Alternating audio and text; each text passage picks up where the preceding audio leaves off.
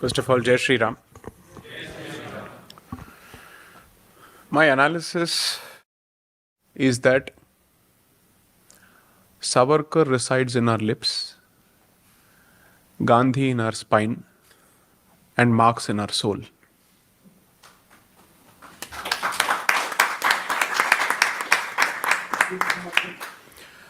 Savarkar resides on our lips, Gandhi in our spine, and Karl Marx in our soul. Because the rule of keep left has not changed. I genuinely believe that the end result of the last 10 years is the utter success of the left. They have successfully proven that even the ones who call themselves on the non-left use Savarkar exclusively for lip service, while having the will of Gandhi in dealing with the jihadi terrorism, and while constantly pushing Marx in every realm of our social sphere, specifically in education and history. That has not changed. So Savarkar on the, Savarkar on the lips, Gandhi in the spine, and Marx in the soul. So, I say this for very clear reasons, and I'm not saying this because this is wordplay at play. The existence of a right is, first of all, the biggest possible myth in this country. It does not exist. It does not exist whatsoever. It exists in breach, not in default. It exists in the proviso, not in the section, to put it in the lawyer's language. And it's a minuscule proviso which exists in enclaves and islands, not in the mainland. I'm going to be thrown two specific initiatives or two specific projects, the Ram Mandir and 370. This is what people are going to tell me. I will repeat this for abundant public consumption. Ram Mandir was well on its way even before 2014, because the verdict of the Allahabad High Court came when no Hindutva party was in power either at the state or in the center. Because the evidence was so irrefutable, and most importantly, the determination of that case, let's say of the proponents of the case from the Hindu side, come on, they fought the entire system when the BJP was not a political force to reckon with. They've been doing this for decades and centuries, for God's sakes. So the construction of the Ram Mandir, yes. But the verdict in itself, somebody else must take credit for it. The people who actually worked for it. And it's not just about the lawyers. All the groups that came together to make it possible. 370 in itself was never the goal. It was only a means to an end. Are we anyway close to reaching that end? Is it even remotely in sight? I'm completely with Anand when he says that how much can you expect the society to constantly wake up when it knows that it does not have leaders? Because even in cultural spheres, you need the Pareto principle at work, where you have cultural leadership being provided, thought leadership being provided. Every societal structure of the Hindu system and the Hindu way of life that was meant to provide cultural leadership was systematically destroyed by the independent Indian state by taking forward the colonial policy. Then the entire society has been rendered subservient to the state and to organizations without having their own means to protect themselves in any way, economically, socially, politically, or for that matter, even physically. So at this point, I'm genuinely hoping that out of sheer compulsion, the society will look inward. When I said this from 2014 to 2024, I was being told on social media constantly that this guy has no better thing to do than to constantly criticize those in power. Because I said, okay, let time prove me right. It's not as if I want to be proven right. If I'm wrong, the society benefits. If I'm right, it's unfortunate. It's unfortunate if I'm right. Because it doesn't help me in any way. It endangers my family, it endangers my children, it endangers my extended relatives and my well-wishers, just as it endangers every other Hindu.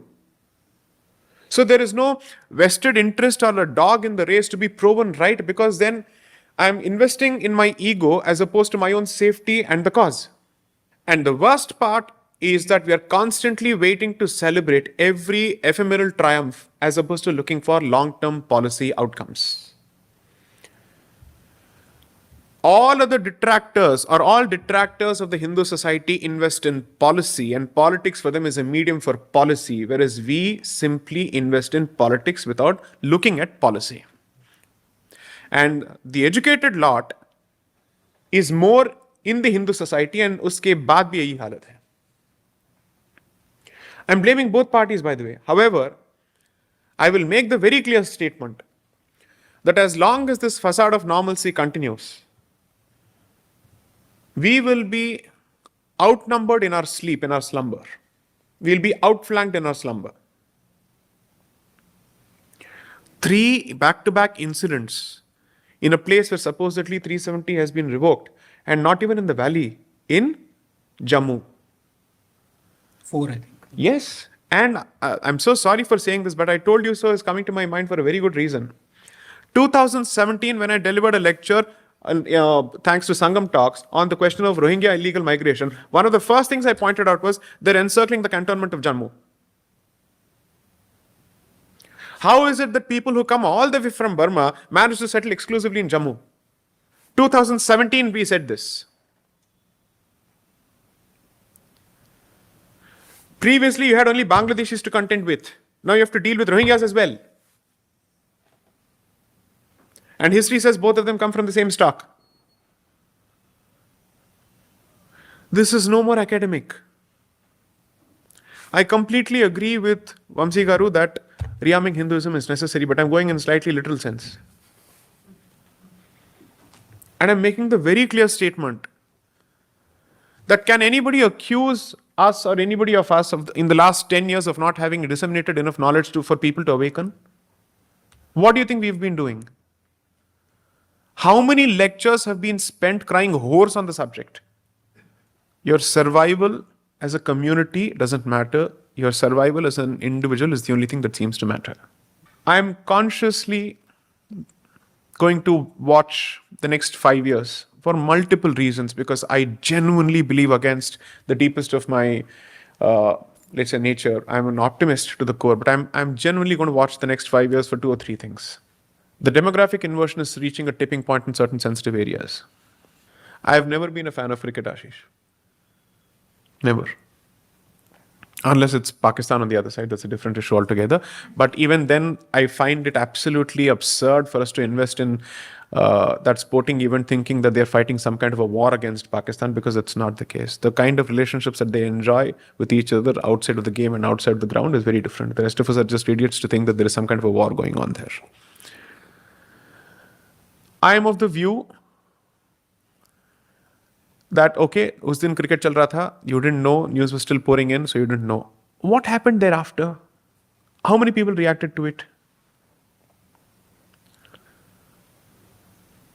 How many people expected hard answers from the government? How many people posed uncomfortable questions to the government and saying, what exactly is happening there? We need a census as quickly as possible. Until and unless we have the numbers, we are being led down a dark path with music being played and with garland around us.